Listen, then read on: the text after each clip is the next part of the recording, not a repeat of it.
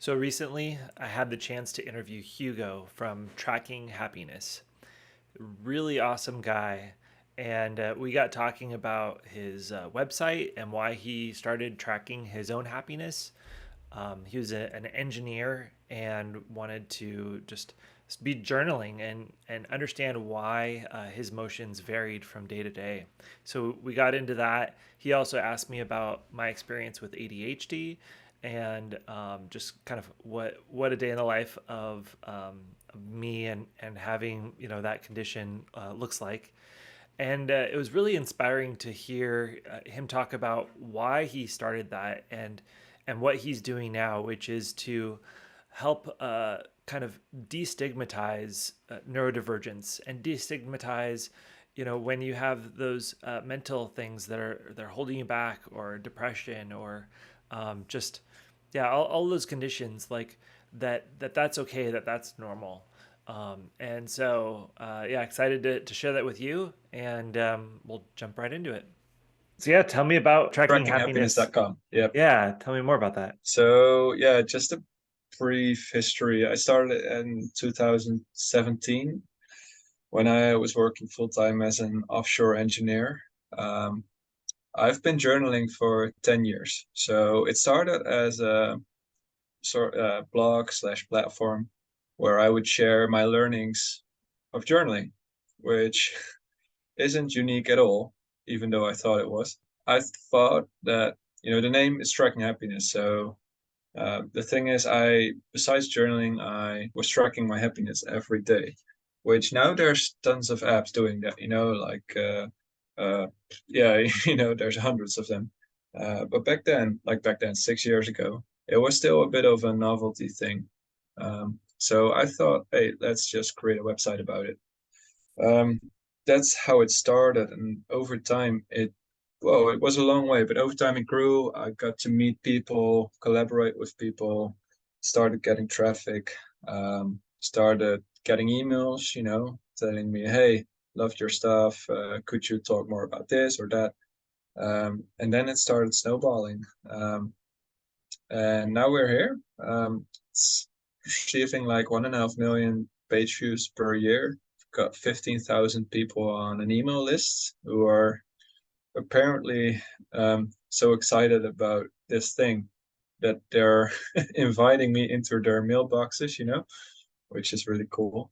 Got writers that I'm paying ever since March. I've been focusing heavily on a different aspect of the website, which is interviewing people who have experienced struggles or mental health issues, challenges, whatever they may be, and who have a story to tell, who have a story to share with our readers, mostly to destigmatize mental health, to Mm. open a conversation, to give others a peek behind the curtains, if that's the right word, to just inspire others to learn and help others out there.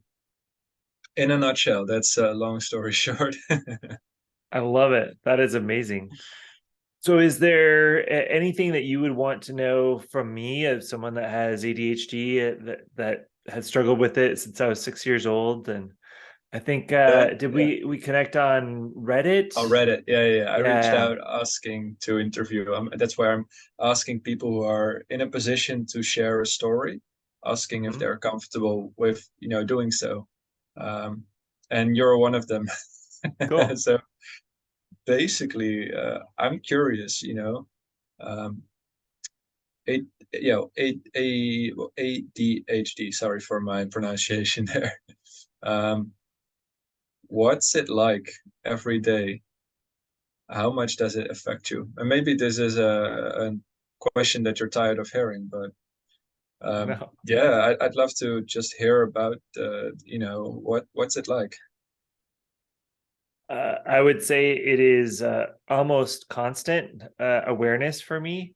Um, uh, One way that I think of ADHD is that the awareness of my body, and just of everything else that's happened. If we were to think of like all of the inputs coming into our brains, from from our all of our senses, visually, for smell, taste, touch, Yeah, hearing, all of those things. For me, many of those are cranked up much higher, or I perceive it's much higher than other people. And so that, like, I don't really have anything going on, but I have these noise canceling headphones because I've got dogs, and the neighbors, the sounds of that will, like, if I'm writing an email and I hear that sound, um, I will get distracted, and then my brain will start going off on a tangent for five yeah, yeah, minutes, and then I'll, like, wait, where was it? Oh yeah, I'm supposed to be paying attention to this. Um, and so, yeah, for me, it's a constant everyday thing of this feeling that maybe that I'm different, that I'm, neurodivergent, and thankfully I found a lot of strategies that help me. So, like, here on my desk, I have this timer that, I'll set for, 25 or 35 minutes.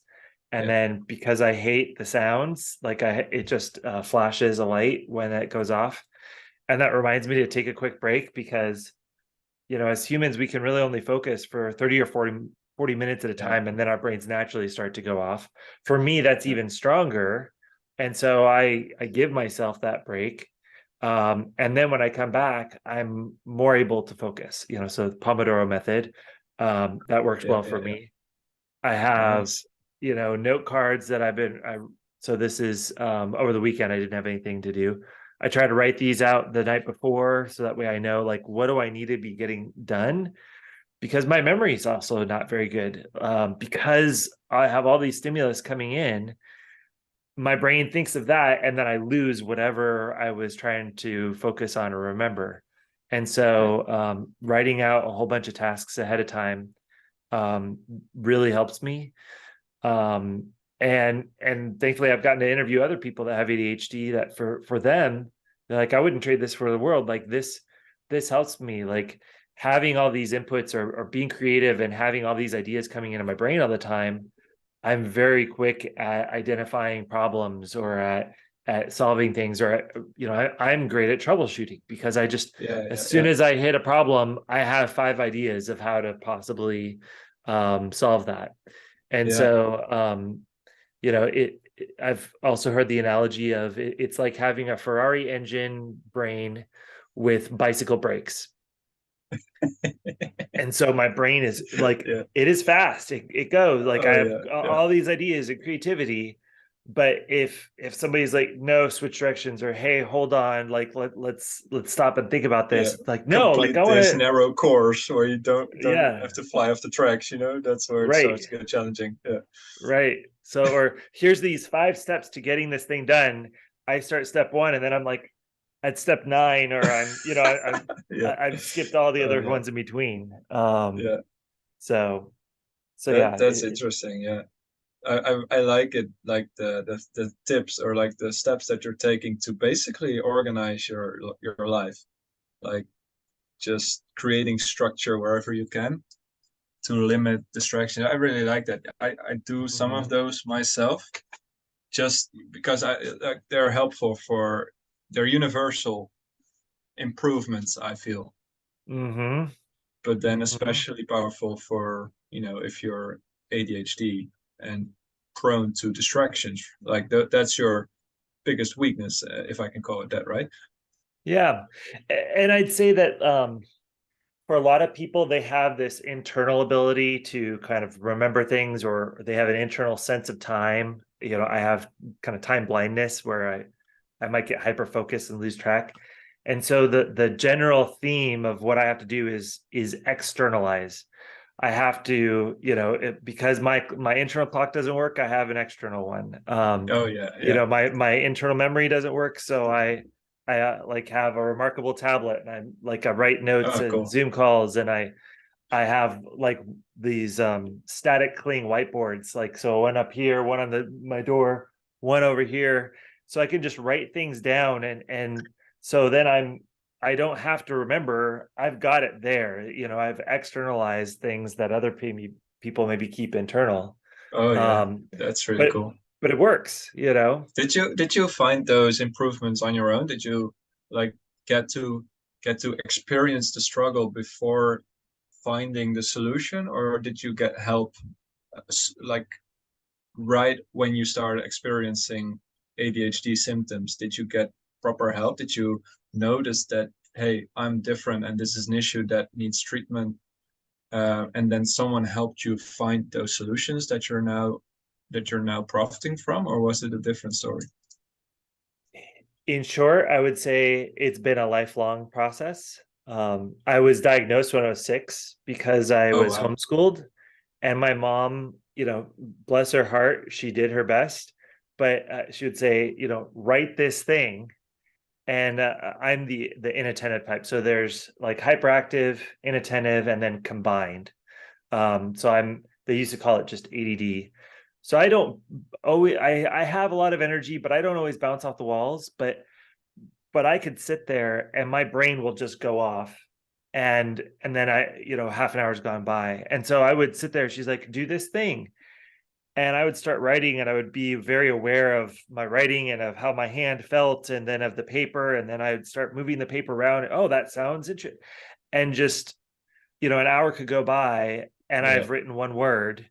And she was like, what is up with you? When I talk to you Yeah. and ask you, you're able to reply and you sound good, but then when I went to do the work, it was extremely hard for me to stay on task.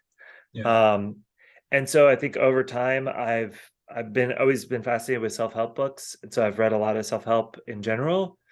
I've been putting together resources of just um I think I've gravitated towards other people that have ADHD. And so I've learned how they had, like, what solutions they found has worked for them.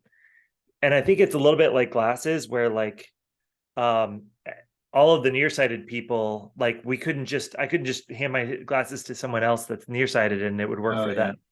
Yeah. But the idea of having a lens and having it shaped right is this idea, but then you have to customize it for you. Yeah. And so all of these things, the Pomodoro method, like for me at first, I had to start it at 10 minutes because I really couldn't go longer than 10 minutes. But then over time, through classical conditioning, I got better at it and I got Yeah. more used to the Pomodoro method. But for some people, it wouldn't work. Yeah. So No, back yeah, to your definitely. Yeah. question, um, I think it's been a combination of talking to lots of other people that have ADHD, reading lots of books, watching YouTube videos, podcasts, and then just this trial and error process of seeing what works Yeah. and then trying it and testing it and then journaling, like how am I doing today? And and then something will change, like I'll move or I'll change jobs and I have to start all over with Oh yeah. kind of what works well and what doesn't. So Yeah. Yeah. Oh wow, that's interesting. I'm it's cool that your mom noticed at 6 years old that there was something, beyond the surface.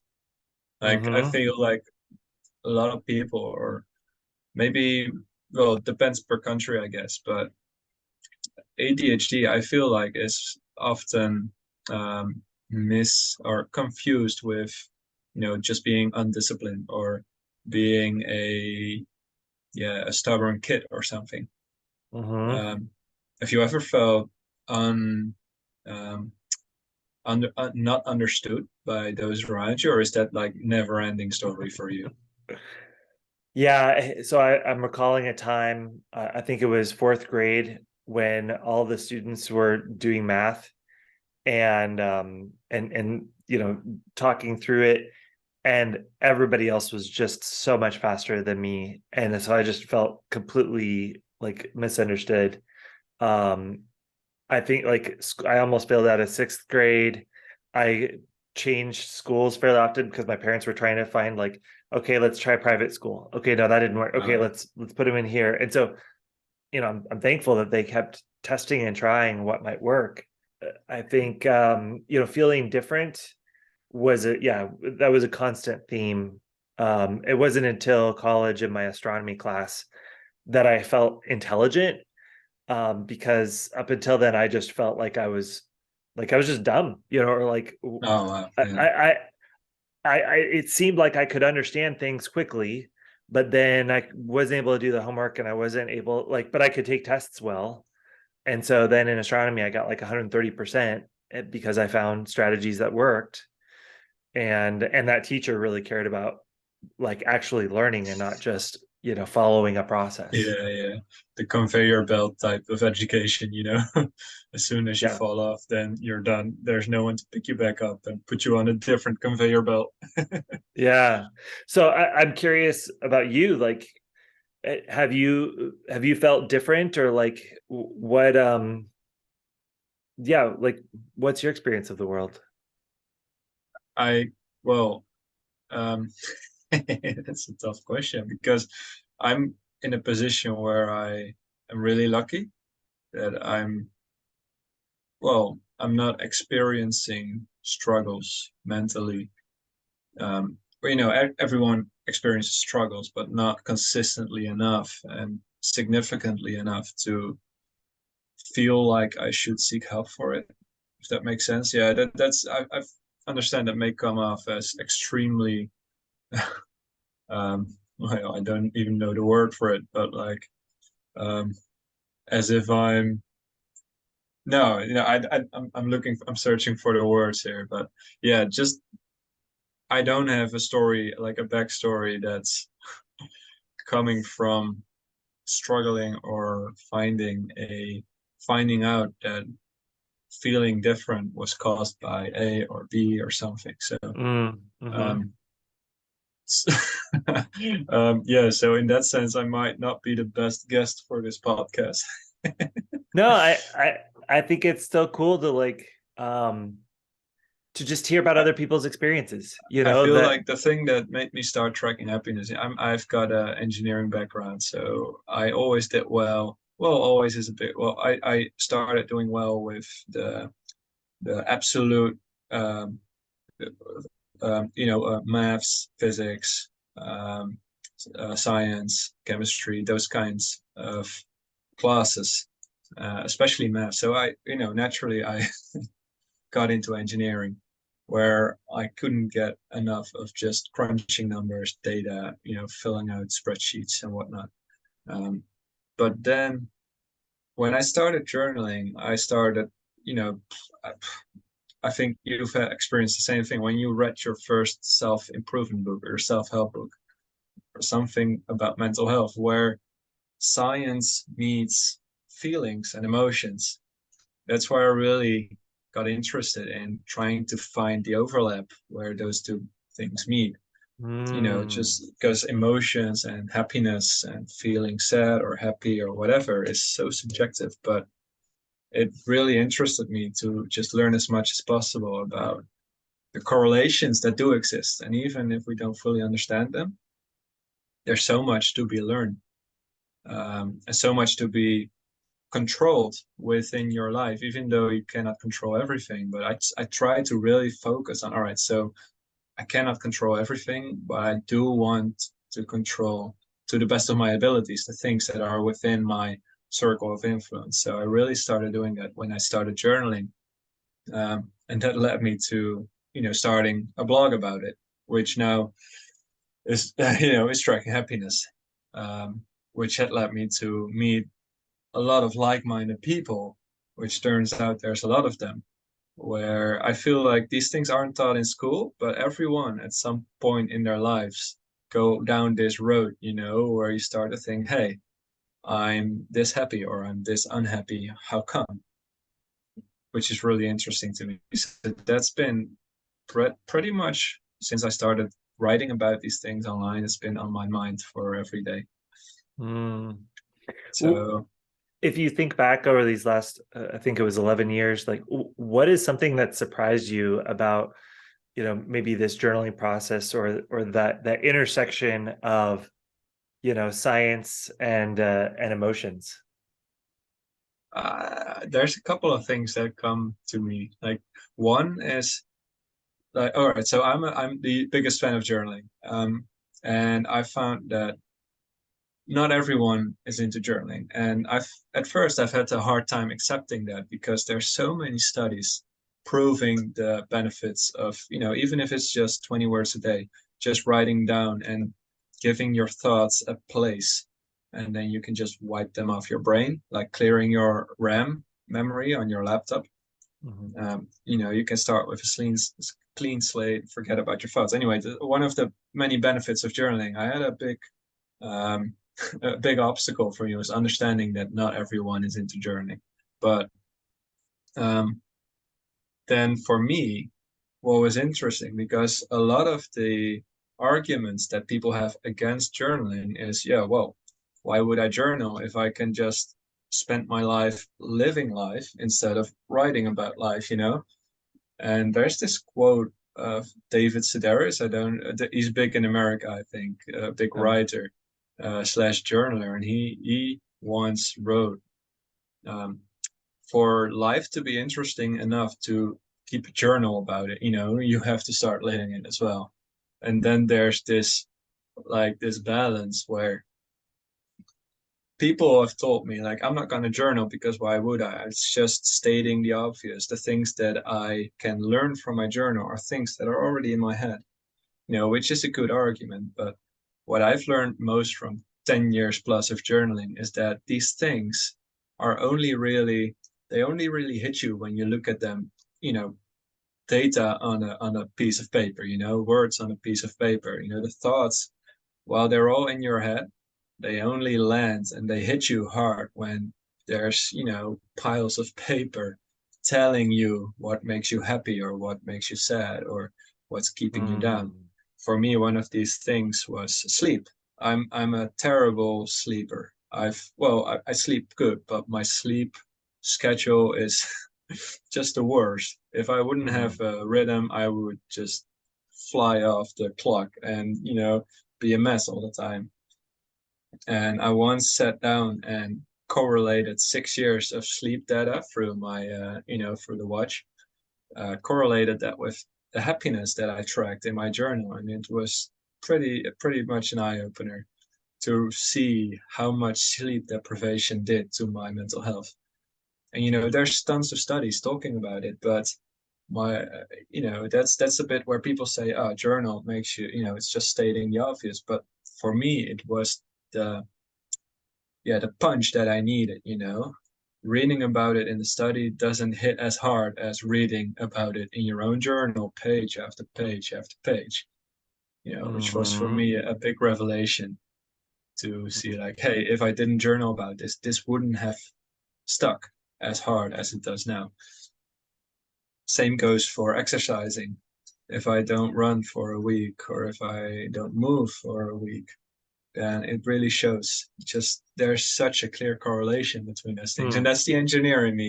That's that's the part of me that likes numbers and correlating things to one another. It's Mhm. not all about that, but that was a big eye opener for me that I've learned from journaling. Hmm. Definitely. Do you have like you're journaling as well, right?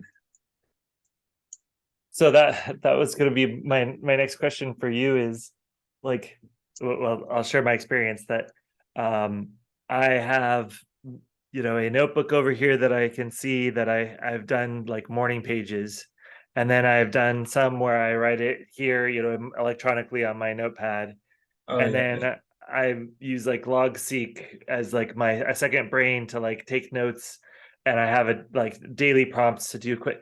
So I have like seven different places and things that I've tried, yeah, and yeah, something that's hard for me is just being consistent with or sticking to one thing. yeah. Um, and I think if I had to go back or maybe do like a root cause analysis, like why is that? And it's like, well, because I don't really have a goal. I don't know why I'm journaling. I will just start, or like maybe the why is kind of fuzzy. Oh, I want to start processing this, but I never write down, this is why I'm journaling. And Oh so yeah, then I just get out of the habit, and then what, out of sight, out of mind, and I stop. yeah. And so, yeah, my question for you would be like, what advice would you have for someone like me that I see the benefits of it? I think I totally need to do it. I have at time, and the last 2 weeks I've actually been doing great journaling. But Uh, what advice would you have for somebody like me that has a hard time sticking to it? yeah, yeah. There's this book. Like what I'm gonna say right now is straight from Atomic Habits by James Clear. Hmm. It's one biggest one for me is don't stress if you miss a single day. Like I miss days constantly, but I do always go back and just log the things that I would have journaled about if I were to live in that day still. So Mm. sometimes I miss 3 days and then I have to really dig hard. But then again, I always go back and do it. But then, missing one day doesn't do much. And there's this part in the book um, that says that's about studies about how habits are built. I don't know if you've read that once, but it takes, I don't know, like 90 days or something, like some order of magnitude, 90 days or something, to turn something into a daily habit. You do something Mm. daily for 90 days, and there's where most people experience it as a habit. But then, what if you miss a day? How much does that impact your gradual growth of the habit? And then the answer to that, according to studies, is that it doesn't matter as long as the second day or the third day you pick it up again, as long as you don't let a single slip Hmm. make you give up. That's one. Two is to make it as simple as possible to journal. I have a journal on I've a journal in Google Sheets, which is accessible offline on my phone, on my laptop, at work, at home, on the toilet, wherever I want or I find the time, I can just grab my sheet and start writing. And the third one, which is also from the book, I'm just copying this, but is to stack journaling as a habit. Habit stacking is what he calls it, which I really like because everyone has habits, already existing habits. And if you manage to stack one habit on another one, that's where it starts to feel not that much of a struggle to build upon a habit. Instead of building a habit from the ground up, you just attach it to another habit. For me, that's when I go to bed, I always journal. So I try to read on my Kindle for like 20 minutes or something. I have this acupuncture mat, which helps me relax. I do that when reading before going to bed. Um, and then before I close my eyes, I journal. Just get rid of all the thoughts that are flying around in my head. And yeah, then I go to bed. That's basically like the sequence of habits that I've been trying to build, um, which includes journaling, um, which is for me a really big help to not just have a single habit to build, but bundle it together in a package of multiple habits, Mm. which has helped me a lot. But most importantly, like everyone, even the biggest journaler on the planet, has missed a day or two. Don't sweat it. Just get Mm. back up and just continue as if nothing happened. if Cool. if I have to get That's three tips on there, that's probably them. okay. That's great. No, thank you. Well, I want to respect your time. Is there anything else that you would want to share with other people that if they're watching my videos, they presumably have ADHD. Oh yeah. So okay, then there's a little plug if you're okay with that. Yeah, please do. Um, because as I told, like four months ago, I think that I started doing interviews where I try to destigmatize all kinds of struggles related to mental health. And ADHD is one of well, I've already interviewed, I think, like two or three or something, but Mm. this ID gets better as it grows. Um, and it's like a snowball that needs to start getting mass before it starts to roll on its own. I feel so. If there's anyone listening who feels inspired enough to share his or her story on the internet, which is scary, um, but then I'm here. You can reach me at hugo@trackinghappiness.com, or visit the site, and there's links where you can fill out a form. It's all digital. It's all through a text interview. So there's not a big obstacle to get it done, you know. And studies have shown, here's the engineer in me, that being able to share your story has actual benefits to your own mental health. It's like Hmm. happiness, you know, when you um, give happiness to someone else, you know, like a small act of kindness or something like that. There's happiness in it for the giver as well, you know. It's a Hmm. win-win in that way. And I feel like being courageous about sharing your story, it will help someone else who will read your story, but it will also be helpful to you for getting your story on paper. It's like journaling. It's the same kinds of benefits from journaling that come from sharing your story on paper with someone else. So cool. I love Um, it. yeah, So so not only will they get to share their story, but they'll get some happiness out of that process. yeah, according to studies, right? I'm Yeah, not yeah. I'm not making this up. Yeah, that's right. Yeah. Is there anything Very you cool. have for me that you want to know? Um, I'm fascinated by the fact that you've been doing this for so long, and it, yeah, just kind of curious, like, oh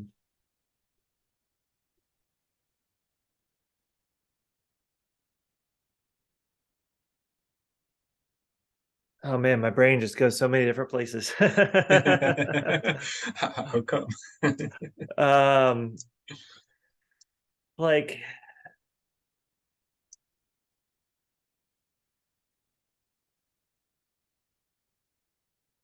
I mean, so I'll just do a quick stream of consciousness. Like, I'm Yeah, sure. wondering about like people's experiences that like our mental health stigma like more accepted across different cultures. Like, you know, so you're Dutch. Like, it where you are, is it more or less accepted?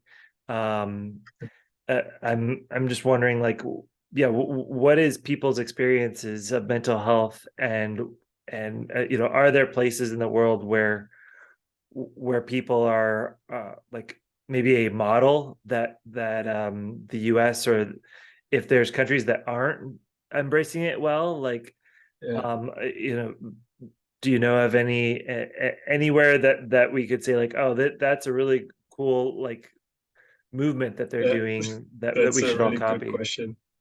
I'm gonna have to contain my answer here because I'm getting all these directions where I want to go. But I've interviewed people right now from like places like India, Pakistan, and the United States, the Netherlands, Britain, um, and there's a big cultural difference in where like how stigmas are locally, you know, how big the stigmas are. So, for example, one person from India who was having trouble trying to even acknowledge her own feelings, just pushing them away herself because that's what Mm, their culture or their surroundings are constantly broadcasting, you know. Mental health is just something that you can shove under the rug and that's it. Voila. Whereas I feel like Western countries and well, in Europe we've got Scandinavia, you know, and those countries are every year they rank number one, number two, number three. Like it's Denmark, Finland, Sweden, Norway. They're the happiest countries, and not that's no coincidence because um, they are so proactive when dealing with mental health. You know, it's like paid time off, maternity leave for husbands, for wives, for fathers and mothers, you know, it's equality, you know, and those things, like those countries, they are proactive in trying to address those things, and which shows not directly probably, but indirectly in happiness, which I think is a model that other countries should try to you know replicate. And Yeah, that's interesting to see with these interviews that I'm doing. Like you've got countries where stigmas are just a taboo, mental health. When you're Hmm. feeling down or anything, talking Hmm. about it is a sign of weakness, which is a big issue, or masculinity, where as a man you're not allowed to talk about feelings, or as a woman there's certain parts which you shouldn't talk about because then you're judged rather disproportionately as what a man should have, like there's inequality everywhere, but those things are more significant in some countries, and that's definitely noticeable in conversations that I'm having. Hmm. So and that's part of what inspires me to keep going and to get as much different different kinds of people, different cultures, different backgrounds on these interviews, because with every shared story there's someone who might read it from the other side of the world or whatever, um, who feels like, hey, what I'm feeling is something that should be discussed, as this person is doing right here on the internet. Um, and that's something that keeps me going. Hmm. That's like the big objective that I've got, to help those who feel like these things should not be discussed, or help them open a conversation about it to their friends, to their parents, to colleagues, Hmm. to professionals. Um, yeah, but that's been really interesting. That's a big motivation for me. Yeah, Cool. and Man. I'm doing my best to contain my answer to this. Yeah, Well, but this has been awesome getting to connect with you, Hugo. Enjoyed getting to meet you and chat with you. And sometimes my brain is just blown away that you reached out on Reddit, or I think I commented on something, and then you reached out, and now yeah, we're just other sides of the world, and we're getting to talk about this. exactly. So And where are you from, though? Where are you from? The States, I assume, Yeah. right? Yeah. Yeah, So yeah. I'm in Arizona. I'm in Tucson, Arizona, which is just below Tucson. the capital. Yeah, I've cool. born here, lived here my whole life. I've never moved or lived anywhere else. Um, but I have traveled Yeah, around. I've been to London and Barcelona and yeah, Germany, and so I've cool. traveled places. But yeah, and I just met my wife during the pandemic. We met Oh over wow. Zoom, and then we got married during the pandemic in my backyard. Oh wow. That, yeah, So yeah. that Making was, lemonade. yes, exactly, exactly. So Nice. Yeah, it's so it's it's cool that we're getting to meet up through these coincidences. hmm Yeah, that's really nice. I appreciate just talking about this to you. yeah, absolutely. Well, yeah, thanks for saying yes. And like, who is this guy? What is he asking me to do? Sure, I'll do Exactly. it. Yeah. What do you have to lose, right? Exactly, exactly. Yeah, So, well, hopefully we can look back on this when we're both successful, and like, oh, that was part of our success, was exactly. getting Yeah, to one of getting the. to talk to each other. Yeah, exactly. All right, So, cool. Thanks, man. absolutely. And I don't think I've done the link, so I'll find it on your site, and I'd love to tell my story and have Oh it yeah, go on tracking happiness as well. that So, that that would be great. Yeah, definitely. If you want, it's trackinghappiness.com/share your story, um, perfect. with dashes in between where the Okay. spaces are. And there's a form there. You can fill it out, and then there I'll be in touch with the interview, and that would be great. Yeah, Excellent. And I'll put that in the show notes as well, so that way it's easy for people to click on and go to it. So cool, great. awesome, sir.